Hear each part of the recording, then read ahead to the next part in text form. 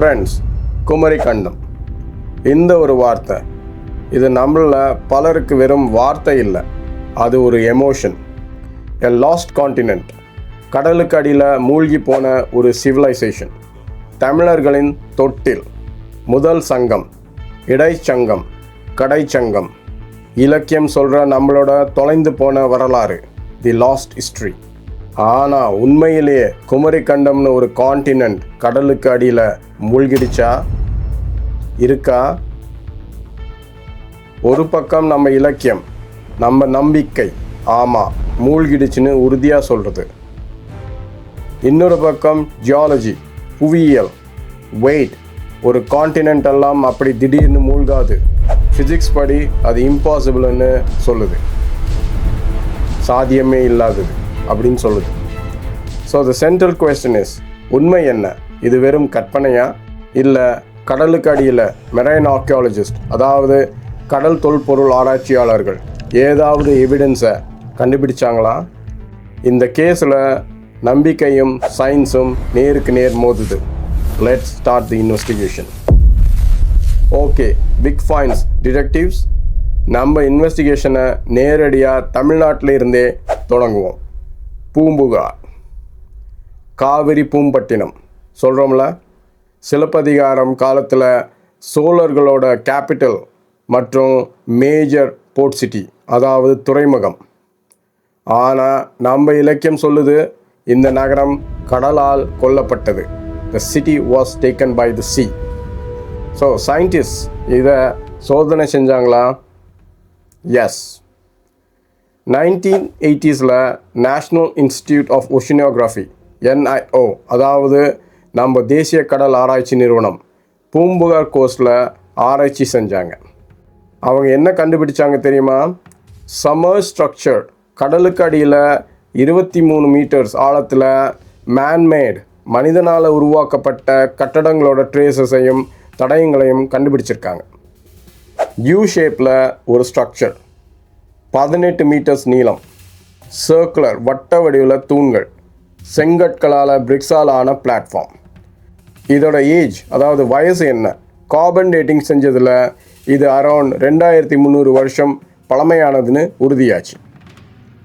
Okay Vic, so what?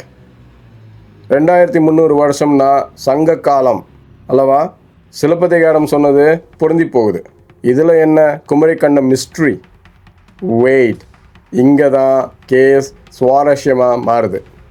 2001 Graham Hong Kong அப்படின்னு ஒரு British author NIO சயின்டிஸ்டோடு சேர்ந்து பூம்புகாரில் திரும்பவும் ஆராய்ச்சி பண்ணுறார்.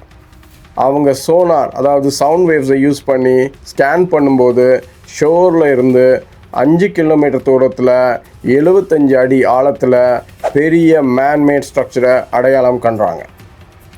அவங்களோட கிளைம் என்ன தெரியுமா?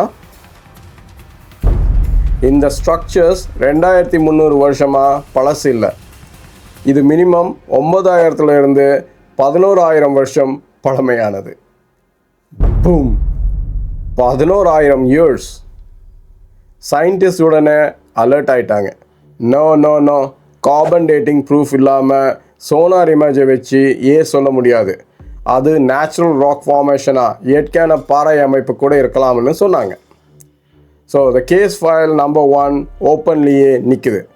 பூம்புகாரில் வித்தியாசமாக ஏதோ ஒன்று இருக்குது, ஆனால் அதோட ஏஜ் ஒரு பெரிய டிபேட், விவாதம்.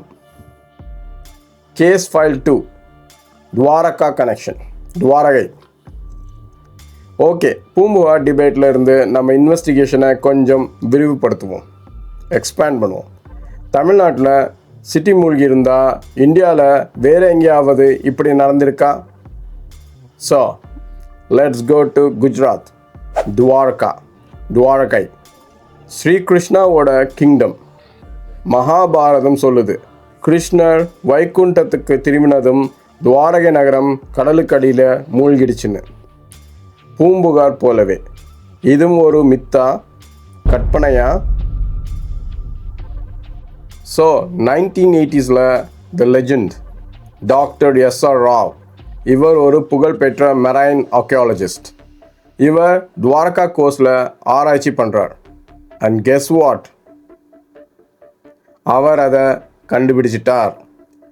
கடலுக்கு அடியில் ஒரு முழுமையான நகரம், எ கம்ப்ளீட் சிட்டி, கல் சுவர்கள், கோட்டைகள், நடைபாதைகள், கப்பல் நங்கூரங்கள் எல்லாத்தையும் பார்க்குறார். அண்ட் அவர் பாட்ரி, மட்பாண்டங்கள் அண்ட் சீல்ஸ், முத்திரைகள் கண்டுபிடிச்சார். இதெல்லாம் கார்பன் டேட்டிங் செஞ்சப்போ அதிர்ச்சியான ரிசல்ட்ஸ் வருது. இந்த நகரம் அரௌண்ட் 1500 BC, அதாவது 3500 வருஷம் பழமையானது.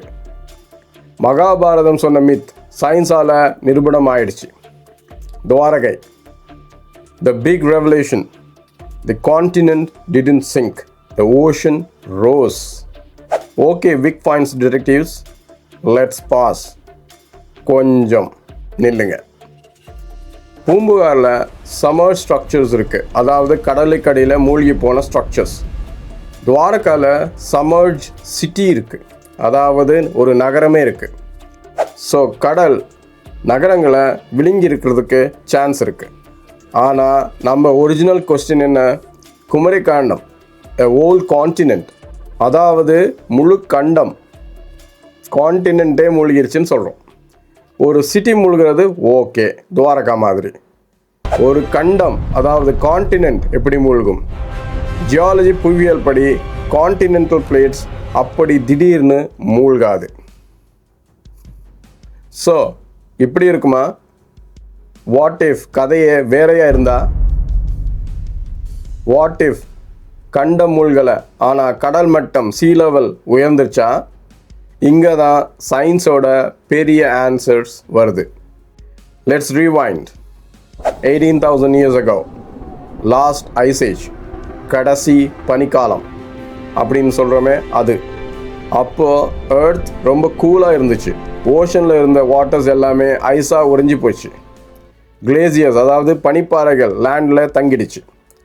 அப்போது சீ லெவல், கடல் மட்டம் எவ்வளோ இருந்துச்சு தெரியுமா? இப்போ இருக்கிறத விட 120 மீட்டர்ஸ் கம்மியாக இருந்துச்சு.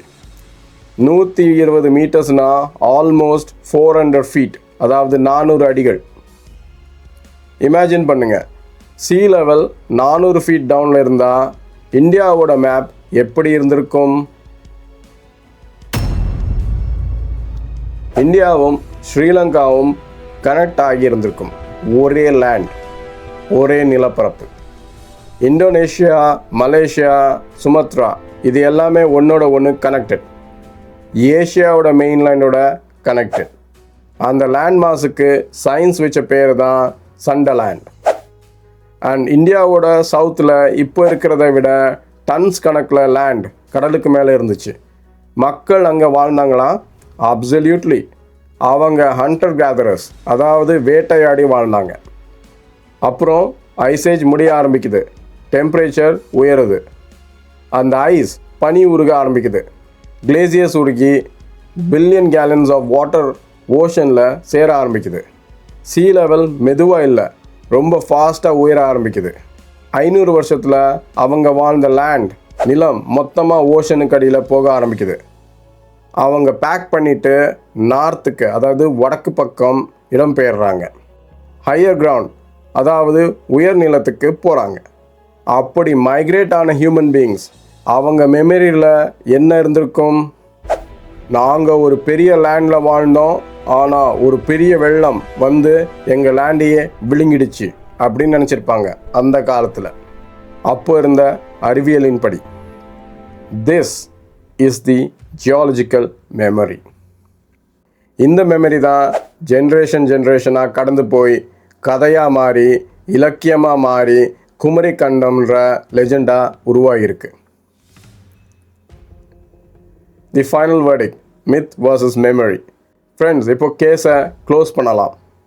வேர்டிக்ட் 1, குமரி கண்டம்னு அட்லாண்டிஸ் மாதிரி ஒரு அதிநவீன கான்டினென்ட் சூப்பர் டெக்னாலஜியோடு இருந்து திடீர்னு மூழ்கிடுச்சா? Verdict probably myth. இதுக்கு ஜியாலஜிக்கல் எவிடன்ஸ், புவியியல் ஆதாரம் இல்லை. வேர்டிக்ட் நம்பர் 2, கடல் மட்டம், அதாவது சீ லெவல் உயர்ந்து மனிதர்கள் வாழ்ந்த ஒரு பெரிய நிலப்பரப்பை விழுங்கிடுச்சா? Verdict 100% scientific fact. Poompuhar and Dwarka நிரூபிக்குது, கடல் மட்ட உயர்வு நம்ம சிட்டிஸை மூழ்கடிச்சிருக்கு. ஐஸ் ஏஜ் சயின்ஸ் நிரூபிக்குது, கடல் மட்டம் உயர்வு பெரிய பெரிய நிலப்பரப்பை மூழ்கடிச்சிருக்கும். ஸோ குமரி கண்டம்ங்கிறது ஒரு பொய் இல்லை, அது ஒரு கட்டுக்கதையும் இல்லை, அது ஒரு மெமரி, நினைவு.